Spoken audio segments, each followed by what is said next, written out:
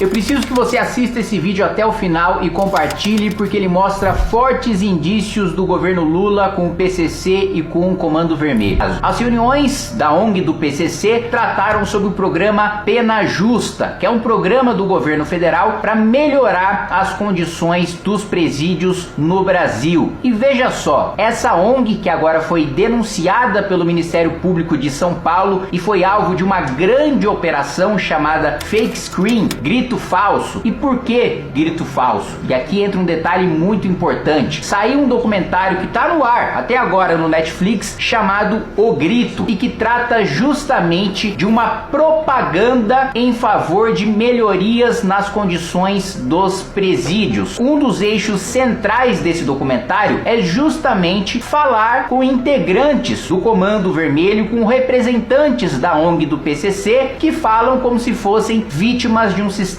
que persegue negros, pobres e toda aquela conversinha de polícia fascista que as esquerdas adoram propagar. Pois muito bem, essa ONG que tem ligação direta com esse documentário para fazer propaganda, né, com a visão do crime organizado, né, para influenciar aqueles que assistem o documentário no Netflix, essa ONG ligada ao PCC foi levada para discutir política carcerária mais de uma vez dentro do Ministério da Justiça e Segurança Pública. E o esquema que foi desmantelado é o seguinte: descobriram que há um braço do PCC, para além do braço das gravatas, que são os advogados, promotores, juízes ligados ao PCC, o braço da saúde, dos médicos, dentistas, também ligados ao PCC, tem o braço das chamadas demandas, tem o braço das ONGs, que são utilizadas principalmente para levar demandas do crime organizado para o governo, mas no caso dessa ONG especificamente, o papel dessa ONG do PCC, que foi levada por uma ex-deputada do PSOL para se reunir com o Ministério da Justiça e Segurança Pública do governo Lula, o papel dela era fazer propaganda e espalhar notícia falsa contra a polícia, promotores, juízes que enfrentam o crime organizado e manipular a opinião pública para fazer parecer que há abusos no enfrentamento ao crime organizado. Ou seja, há um esquema gigantesco, multimilionário, montado inclusive com documentários em famosas plataformas de streaming para manipular a nossa opinião, para fazer parecer que criminosos são coitadinhos que estão sendo oprimidos nos presídios e que supostos inocentes estariam presos, quando na realidade o que se está fazendo é a defesa do crime organizado. Aqui, ó, inscreva-se. Se não bater essa meta de inscritos, eu vou ter que renunciar ao mandato, que eu assinei um contrato aqui, então eu preciso que vocês se inscrevam e a gente bata a meta de inscritos, tá bom? Mas tudo bem também, se vocês quiserem que eu renuncie, depois dá uma olhada lá quem é meu suplente. Um abraço. A direita ainda vê ele como o nome, não é? Se não for ele, vai ser quem?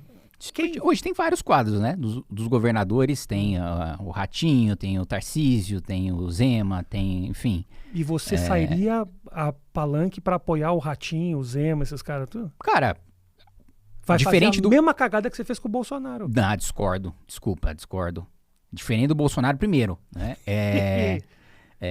Eu li as denúncias do Ministério Público em relação ao esquema de rachadinha do Flávio, né? O esquema de rachadinha não era do Flávio, o esquema de rachadinha é do Jair. Né? Acho que esse é um ponto crucial. Ele é um criminoso, né? Então, ele era responsável por toda a rachadinha da família? Lógico.